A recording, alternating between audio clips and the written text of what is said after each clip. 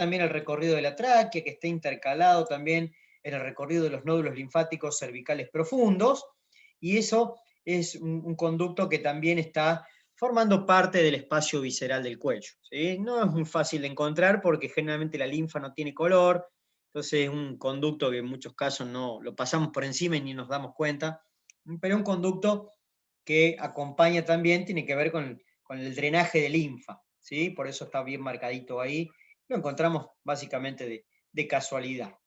Bueno,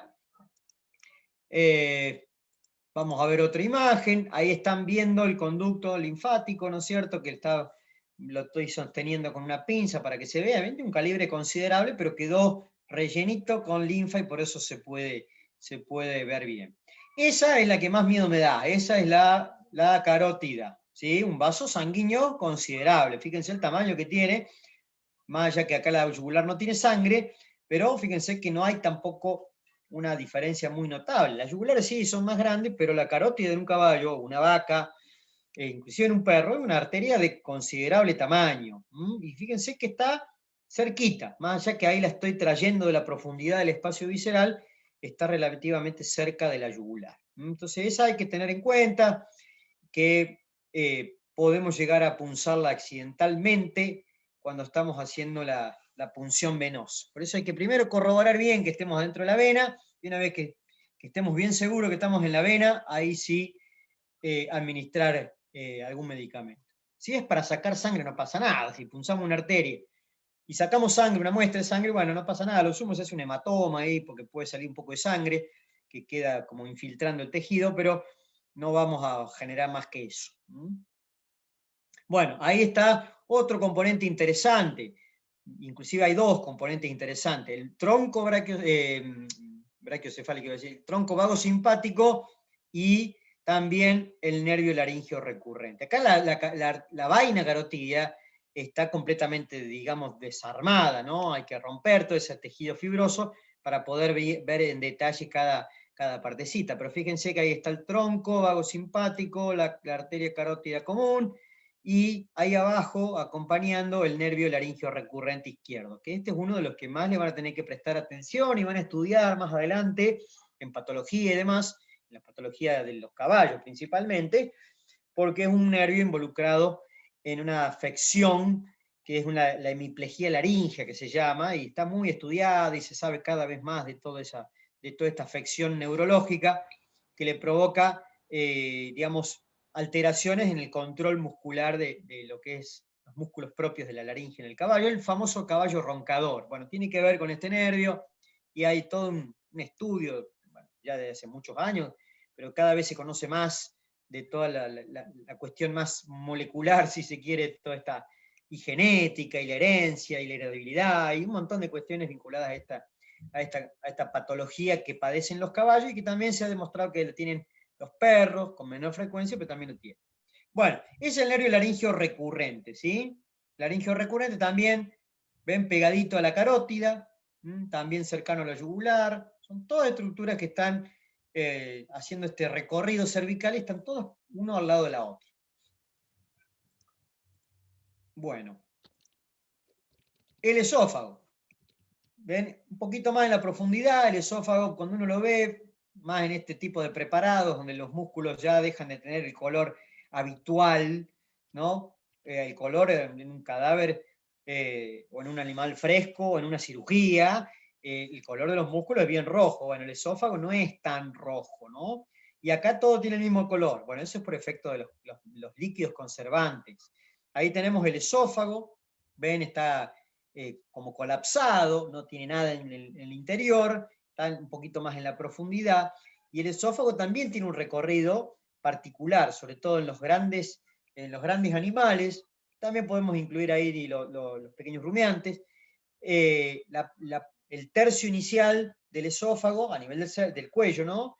El tercio inicial está más bien a dorsal de la tráquea, después a mitad del recorrido cervical se vuelca hacia la izquierda, ¿sí? Tiene como una caída, digamos, hacia la izquierda de lo que es la tráquea, y después, cuando sigue su recorrido en el cuello, nuevamente se va hacia dorsal, para ingresar juntos, los dos, la tráquea y el esófago, para ingresar los dos al interior de la cavidad torácica. Entonces el esófago ingresa junto con la tráquea y lo hace a dorsal de la misma, digamos, a dorsal de la tráquea.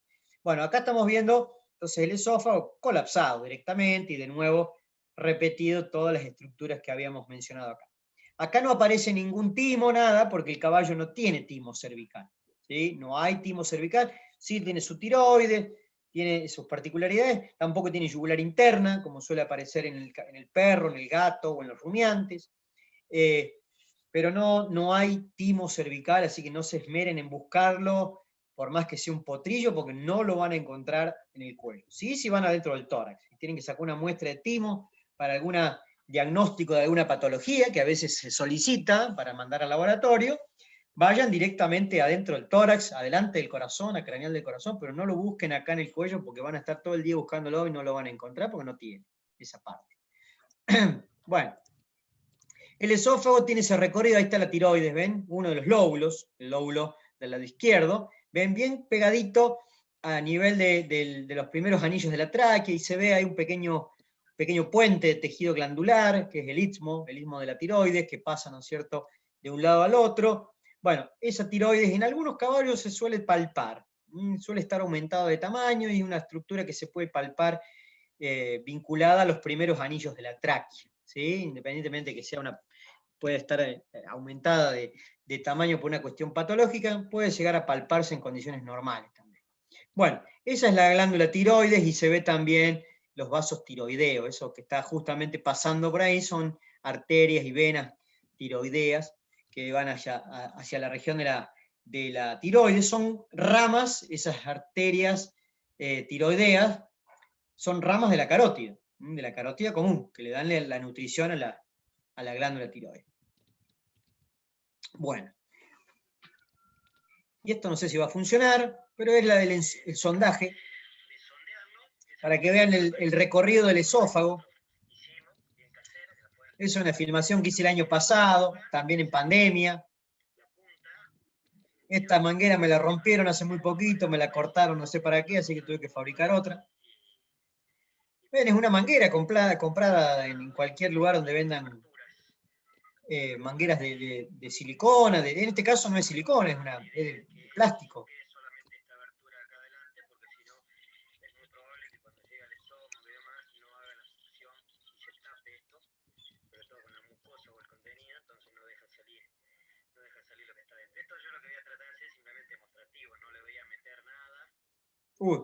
Pero se me salió. Esperen que se me salió en la presentación, no sé qué toqué, a ver,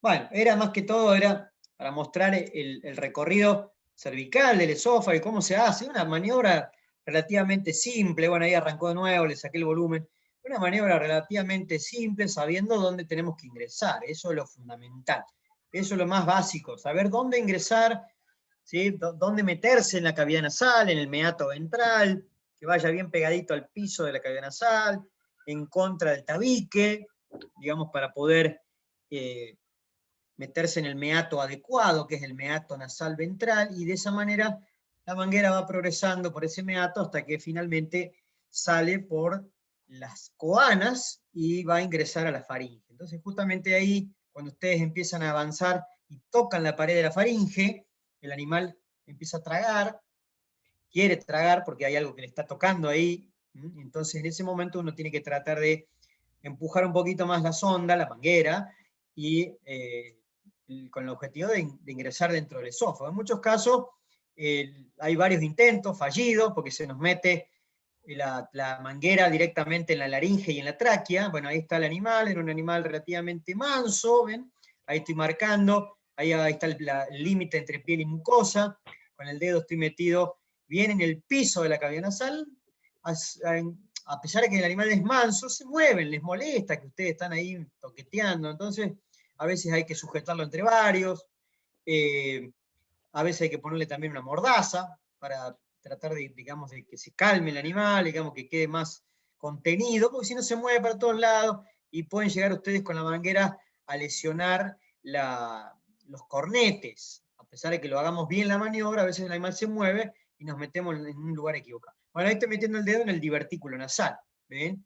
El fondo del divertículo lo estoy tocando con la punta del dedo, no va a ningún lado, ahí termina el divertículo, o sea, si ustedes se meten ahí, no va a ningún lado, la manguera queda, el fondo termina ahí. Bueno, ahí le puse la mordaza, ¿ven? Ahí hay un colaborador ahí que está con la mordaza, el tipo se quedó más piola, y ahí vamos a hacer la maniobra, ven, empujando la manguera bien, con el dedo índice de la mano derecha, lo que hago es empujar la manguera bien contra el piso de la cavidad nasal, para que se vaya al meato ventral, que no se vaya para arriba, porque nos vamos a meter en un meato equivocado y vamos a lesionar los cornetes, ¿sí? La mucosa siempre va a raspar un poquito, puede haber un pequeño sangrado. Fíjense cómo hace el animal cuando toco, cómo mueve la oreja. Cuando toco la faringe, ¿ven? Ahí está tragando. Mueve las orejas el animal cuando estoy tocándole la faringe. Y bueno, y a veces en uno de esos intentos, cuando el animal traga, logra pasar la manguera al esófago. Logra pasar la manguera al esófago. En este caso, como el animal era, miren la conformación, bien flaco, bastante fulero el caballito, pero se veía, ¿sí? El cuello bien finito, se veía, ahí lo mojo para que se vea mejor para la filmación, ¿no? No hace falta mojarlo, pero yo lo mojo para que se pueda ver, y ahí el esófago se hace evidente porque la manguera está adentro, ¿sí? La manguera está adentro, entonces cuando yo muevo la sonda para arriba y para abajo, se mueve justamente la punta de la manguera en el interior del esófago, inclusive ustedes lo pueden tocar, ¿ven? Como estoy haciendo ahí, toco la manguera, toco duro dentro del esófago. Si el esófago no tiene contenido, no hay nada dentro del esófago, no lo van a tocar, ¿sí? El esófago no lo van a poder tocar en condiciones normales en el caballo. Bueno, fíjense, ahí estoy tocando, todo eso me está dando la pauta que estoy en el lugar adecuado. No sale aire, el animal no tose, la puedo tocar la manguera, si estuviese dentro de la tráquea no la podría tocar la manguera, no puedo tocar esa dureza dentro de la tráquea porque los anillos de la tráquea no me lo permiten, entonces todos esos son indicativos de que estoy en el lugar adecuado. Si sigo empujando la manguera y si tengo una longitud adecuada de la manguera, no lo hice en este caso, la idea no era seguir hasta el estómago, pueden llegar hasta el estómago, ¿sí? Por eso se recomienda tener una manguera de una longitud apropiada, al menos de 3 metros para un caballo adulto, ¿no? Bueno, esa es un poco la idea. Si ustedes se paran del lado derecho, lo pueden hacer. También pueden entrar del lado derecho, del orificio nasal del lado derecho, meterse en el meato nasal ventral del lado derecho. Van a ingresar también al esófago, no hay duda de eso, pero el tema es que no van a poder a lo mejor ver fácilmente si la manguera está pasando por el esófago, porque el esófago justamente en la mitad del cuello está volcado hacia la izquierda del plano medio. Por eso la intención es pararse del lado más conveniente, hacerlo del lado más conveniente para tener la certeza de que están dentro del esófago. ¿Sí? Bueno, ¿cómo vamos hasta ahí? ¿Se va entendiendo? ¿Alguien quiere preguntar algo? ¿Alguien quiere hacer algún reclamo, alguna sugerencia? ¿Algo por el estilo? No sé si quedé solo, estoy hablando solo acá. Sí, estoy hablando solo, pero tal vez hay alguno que acompaña todavía. Hay alguno todavía. Bueno, poquito. Acá estábamos, profe. Como decía Sí, se va entendiendo bien. un rector que teníamos en la secundaria, no sé si nos quería hacer sentir bien o qué, pero nos decía poco y bueno, 2 veces bueno, pero no sé, qué sé yo, así. Poco y bueno, 2 veces bueno. Bueno, quedan algunos ahí dando vueltas todavía. Entonces, acá estas fotos que son cedidas por el doctor Contesi, que también le gusta meter mucho el cuchillo y demás, que esta es una de las fotos de presentación de la región del cuello. Ahí tenemos unas maniobras que estuvieron haciendo en este gato que tenía una obstrucción esofágica, ahí se nota bien la deformación en el esófago, y que además comprometía también las vías respiratorias, por eso tuvieron que abrirle, ven, ahí está abierta la tráquea, tenía un tubo para administrarle oxígeno, bueno, estaban bastante complicados, el bicho estaba anestesiado, ¿no? Una anestesia general, y bueno, estaban tratando de sacarle, no sé si era un cuerpo extraño, no me acuerdo bien cómo era este caso clínico, pero interesante porque esto es algo también que les va a pasar en la vida real, ¿no? Que esto no es un invento, no está sacado de los libros, esto es algo de la práctica profesional diaria que ustedes van a tener que tratar de resolver el día de mañana. De ahí un poco la idea de comprender la anatomía, de comprender todas estas cosas que les van a ser útiles para poder al menos tener idea de dónde están metiéndose. ¿Sí? Después cómo salgan la cirugía y cómo progresen el tema de los casos, bueno, eso ya va un poco más por la experticia y la capacidad, digamos, de cirugía que tiene cada uno, pero la importancia que tiene la anatomía para conocer dónde estamos parados, dónde estamos metiéndonos. Bueno, ahí esto también fue un caso de hace poco, que también tengo un video, y este fue un caballo que lamentablemente terminó mal, ya arrancó mal, si ustedes ven el animal, si ustedes lo ven, miren lo que es esa condición que tiene, ¿no? La condición corporal, el estado, aparte de un animal viejo, pero viejo, muy viejo, y estaba terriblemente en muy mal estado.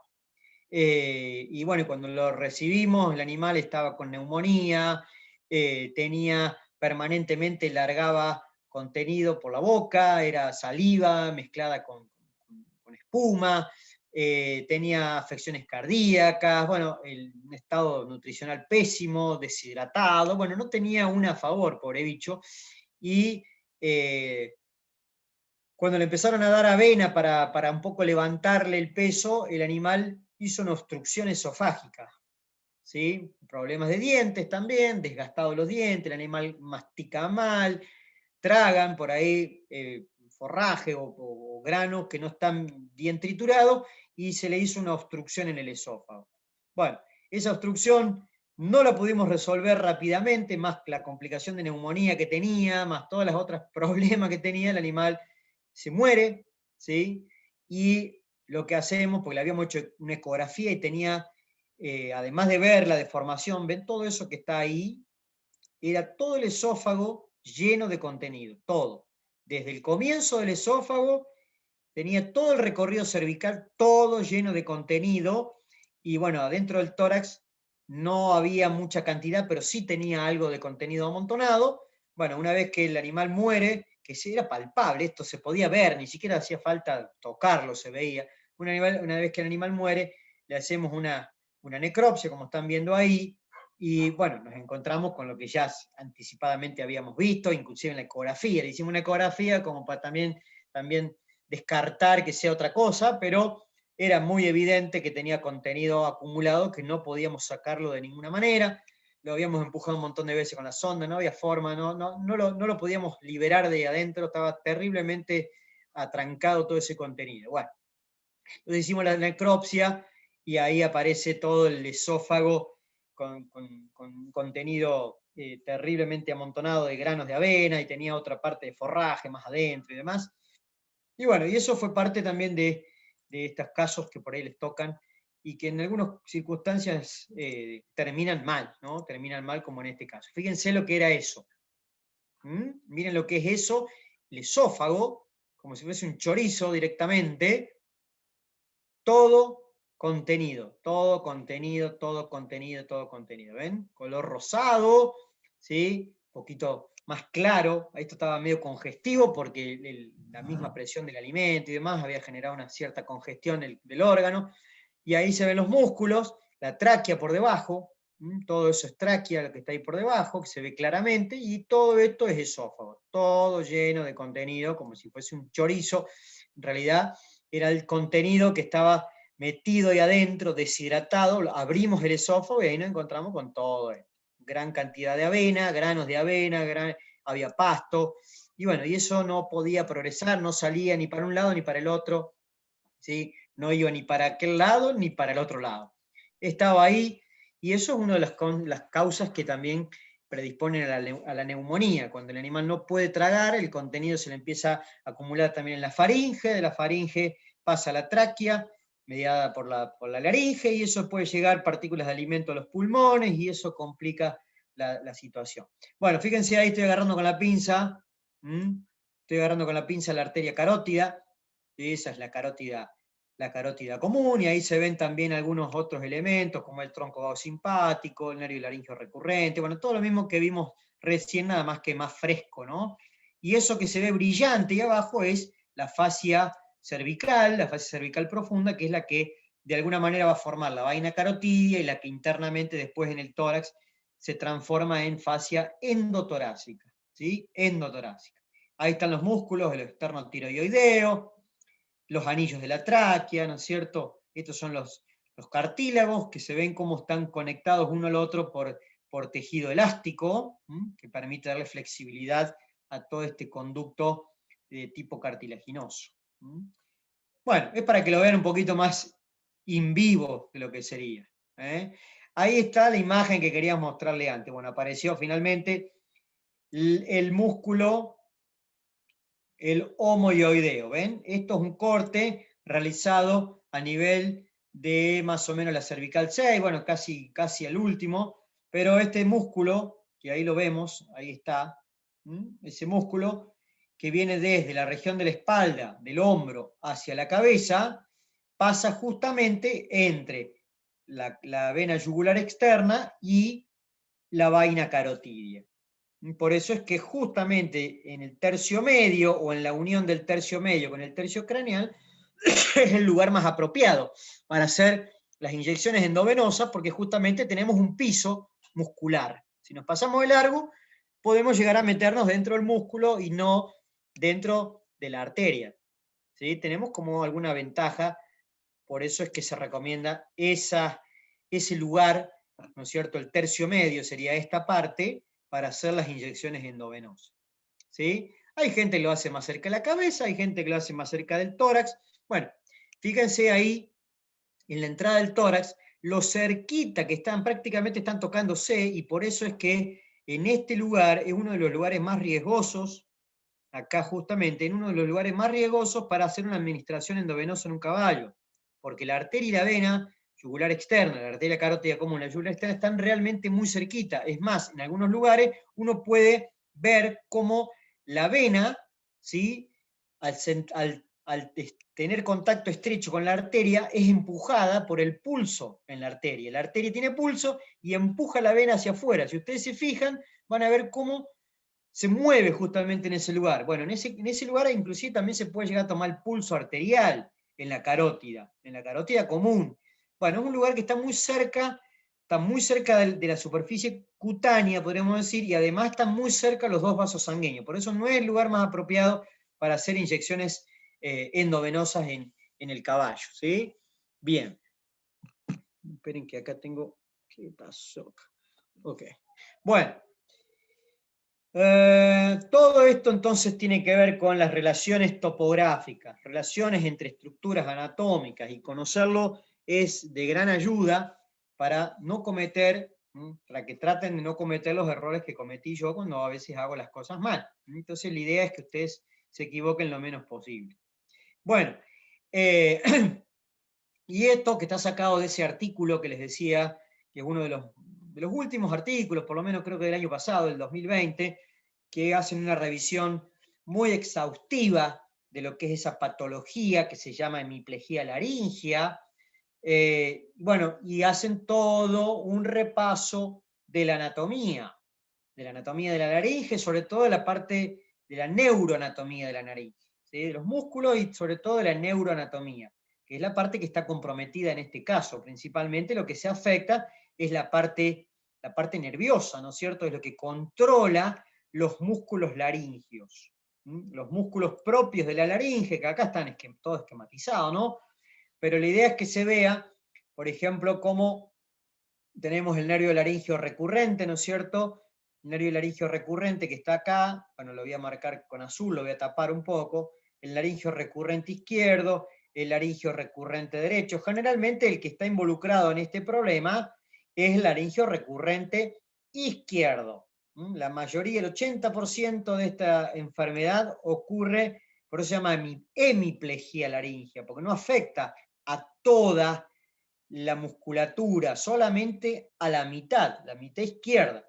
¿Por qué? Porque se afecta principalmente el nervio laringio recurrente izquierdo, que es el que justamente pasa por detrás del arco de la aorta. Esto que está cortado así, que parece un botón rojo, eso es la aorta, ¿sí? Y el nervio laringio recurrente pasa justamente por detrás y ahí se dirige hacia la laringe. Bueno, tiene una longitud mucho mayor que la del lado derecho. Bueno, tiene un montón de explicaciones anatómicas por la cual hace que esta patología se presente casi un 80 y pico por ciento del lado izquierdo y en muy poquitos casos aparece la patología del lado derecho. Es decir, hay toda una explicación de por qué se da. ¿Sí? Bueno, definitivas para que más o menos presten atención a todos estos componentes vasculares y nerviosos que están en la región del cuello, y ese nervio laringio recurrente es importante que lo tengan en cuenta porque lo van a repasar en otras circunstancias, sobre todo vinculados a cuestiones patológicas. Esto, como a veces les hemos comentado, no me acuerdo, no sé si ha sido usted o quién, pero los nervios que controlan la laringe, los músculos de la laringe, cuando el animal, el feto y el embrión se están desarrollando, el corazón, lo que corresponde a la propia garganta del animal, lo que es la tráquea en sí, está todo cerquita. En un embrioncito está todo pegado una cosa con la otra, la laringe, con el corazón, con el diafragma, con la parte abdominal. Además está curvado el embrión, entonces está todo muy cerquita. A medida que el embrión se sigue desarrollando, se empieza a estirar, ¿sí? Se empieza como a enderezar, a desdoblar ese embrión que está como plegado sobre sí mismo, las vísceras también se van corriendo y van tomando las posiciones que van a adoptar después de manera definitiva. Es por eso que a medida que el corazón se va trasladando, se va corriendo, a medida que va creciendo el feto, va también traccionando los nervios. ¿Sí? Va traccionando los nervios que en un principio estaban pegaditos a la laringe. Bueno, cuando el corazón se ubica en su posición definitiva dentro del tórax, y el animal ya terminó su desarrollo, digamos, su desarrollo embrionario al menos, y fetal, los nervios quedaron lejos de su posición original. Por eso es que se llaman laringios recurrentes. No es porque el nervio pega la vuelta y se va hacia la laringe, sino que más bien es porque fueron traccionados esos nervios a medida que el corazón se fue corriendo hacia su posición definitiva. Todo esto tiene una explicación desde la parte embriológica. ¿Por qué esos nervios que controlan los músculos de la laringe vienen desde el interior del tórax? No suena muy lógico. Sería más lógico que los nervios que controlan la laringe vinieran de la región más craneal del cuello, no desde el interior del tórax. Pero tiene que ver con el desarrollo embrionario, tiene que ver con la posición que tiene el corazón en un embrión, en un feto, y cómo a medida que se va corriendo ese corazón, va tironeando y va trasladando a los nervios hacia la región de la cavidad torácica. Es por eso que se llaman así, nervios laringios recurrentes, ¿no? Pareciera como que se pegan la vuelta hacia la región de la laringe. Bueno, y ya por último, para ir terminando esta parte de lo que corresponde a la región del cuello, esperen que acá no sé qué me pasó, se me trabó, ahí está, la región traqueal, otra parte interesante, ¿no? Bueno, está la región del esternocefálico, algunas cositas que hemos mencionado así a la pasada, pero la región traqueal es una región importante desde la práctica, como ya hemos visto. Acá estoy poniendo una cuestión interesante, que no solamente la tráquea la tenemos que conocer el recorrido para hacer este tipo de cirugía de emergencia, ¿no? Sino que también es importante porque ustedes van a tener que escuchar sonidos que se producen justamente por la ventilación en esa zona. Van a también poder a tomar muestras del moco que se produce naturalmente ahí adentro. Bueno, hay un montón de cuestiones vinculadas como métodos complementarios también de diagnóstico, donde ustedes tienen que conocer la anatomía de esta estructura, que es principalmente cartílago hialino y que tiene también ligamentos y músculos que van conectando, ¿no es cierto?, los anillos traqueales. Entonces acá estamos viendo una maniobra que es una maniobra de salvataje, una maniobra de emergencia para aquellos animales que tienen problemas para poder ventilar, para que pase normalmente el aire por la cavidad nasal, o por la laringe, que también puede pasar, ¿no es cierto?, cuando hay obstrucciones a nivel laringio, hay que rápidamente realizar una traqueotomía, porque si no el animal muere asfixiado. Entonces esto es lo que estamos viendo acá, palpación de la tráquea, ¿sí? Se hace con anestesia local, sedación, se